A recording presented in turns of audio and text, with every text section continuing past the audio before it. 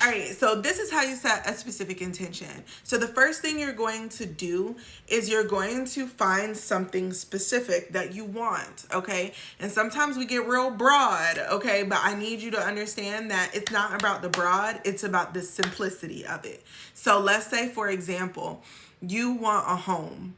Your big thing is that you want to find a place to be. Now, do you want an apartment? Do you want a condo? Do you want a house? Right? If you're going to live in a condo, what is the lifestyle around that condo? Right?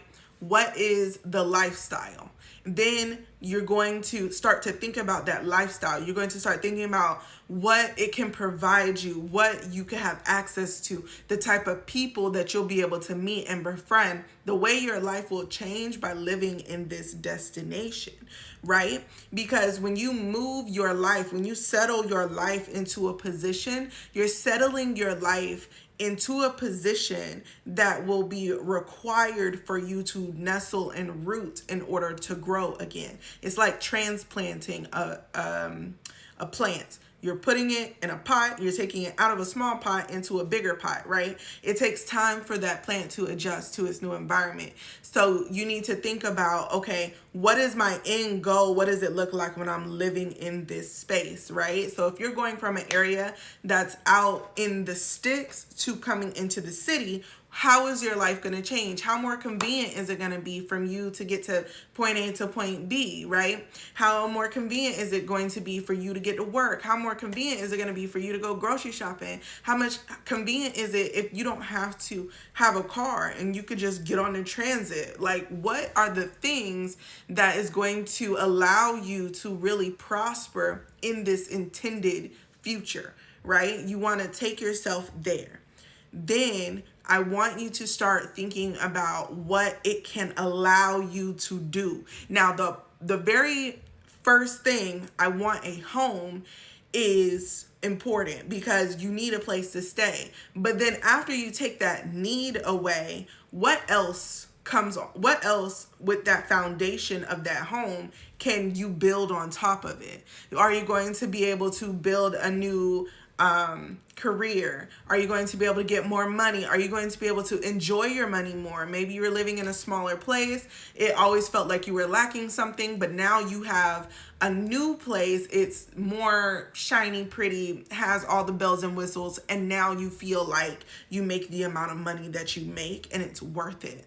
Like if you are wanting to live a more luxurious lifestyle, maybe you live in a older building and now you're moving to a more luxurious building, house, whatever, and that's going to allow you to experience a different quality of life. Whatever that thing is, you need to be very specific about that. You're going to list all of these things out on paper, okay? Because this is your first part. It's just like scripting. You want to get as specific as possible about what it can provide you in life. Then you're going to take all of these things and you're going to script it all the way out. What does it do? Why do I need it? What does it do for me? How does it benefit me? How does it create the reality that I want to live in? What types of things within my current reality am I not experiencing that are slightly within my grasp, but I can't without being in this place because it's going to get me 4, 5, 6, 7, 10 steps closer to this thing. Then I'll be able to do A, B, C, D, E, F, G, and G, right? You're trying to get the understanding of what is it going to do. And then what you're going to do is get all of that stuff written down. And then you're going to make affirmations out of the entire thing. So let's say, for example, I wanted a home. And in this home, I'm going to be able to grow from making $2,000 a month to making $10,000 a month. And that's my goal.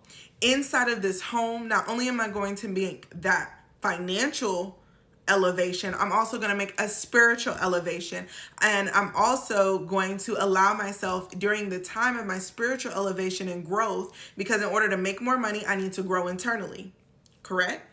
So then as I'm growing internally, I'm also going to be growing within my relationship. And I'm also going to be growing as a parent. And I'm also going to move, let's say for like a real life example, when I moved into my home, I was homeschooling. So then I went from homeschooling to being able to focus on my business a lot more by sending my daughter to a private school because this area has better schools, right? So I'm able to kind of see the trajectory at which I want to move. And then I say, okay, well, this is where I want to be. This is where I want to go. And this is what it's going to provide. At the same time, this lifestyle that it's going to provide is setting the foundation for ultimately what I do want after that. And what I do want after that is I want to be able to experience this type of luxury that's currently not within my reality scope for me to really manifest and pull, because I believe it's possible for me, because I don't have any type of any part of my life that really I can grasp to experience it. So let's say, for example, like before I moved into this house, I was really into water. I really wanted to spend a lot of time on the water. At the time I was working with Mami Wada.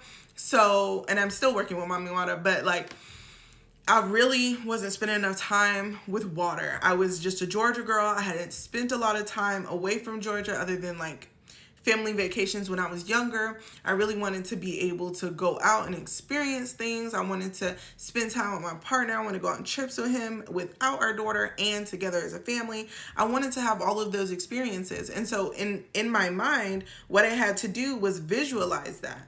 And then I had an experience where I had went on a boat, and I was like, I'm just going to throw this in here because I really like boating. I really like the idea of like going fishing. I really like this idea. So I put it in there and I said, okay, well, this is the type of lifestyle that once I achieve where I want to be, I'm going to start achieving these other things that are they're slightly out of reach. I can't reach them, right? They're right there, but I can see them. I can visualize. I can watch someone else's experience and then project my own self into that experience. Do you know what I'm saying? I'm not quite so close that I can experience it as a second-hand experience. I got to experience it as a third-hand experience. Do you know what I'm saying? Because I'm not close enough. And so I really was like, okay, how do I do that? So now I'm going to project out just a little bit further than I know that's within my grasp. And then I'm going to set my intention. Now I'm going to start making all of that scripting that I made. I'm going to talk about what my day what my week in a life of this future place, or my day in a life of this future place that I'm going to be with my home, right? And this is the things that my home is going to provide me. And my home is the key thing that will initiate me into this lifestyle, right? So what I'm doing is I'm creating an entire reality right now. And then I am shifting myself out of my old reality into a new reality. And the way that I shift into that reality and I get prepared for that reality is to move into this new home. Does that make sense? And the universe loves growth. They love growth, okay? They love growth. They love to see you grow. They love to see you go after the shit that you want. So, and to grow in the process to become a better soul, a better human, a better at humaning, right? So when you put your intentions as a world view being shifted in order to attain a thing, what happens is you start to attach yourself to this thing in order to attain more of you and the reality at which you want to create. It is now a set point. It is now a funnel around an opportunity. And now that you have that, you are literally like guaranteed to have that shit. And then once you kind of start your work, whether you submit your petition in a spell or in a prayer or whatever you do, if you burn it, whatever, right? We ain't talking about spell work right now.